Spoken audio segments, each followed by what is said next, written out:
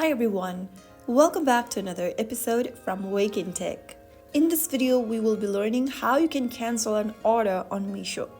If you want to cancel an order on Meesho, then the process is quite easy. First of all, open up the Meesho application and make sure that you're logged into your account.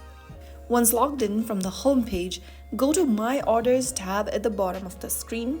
Inside My Order, you will be able to see the orders that you've made. To cancel the order, open up the order first, and then from this order detail page, tap on Cancel Order. Select a region while you're trying to cancel the order. You can also enter a region for canceling in the text box, and finally click on Cancel Product at the bottom.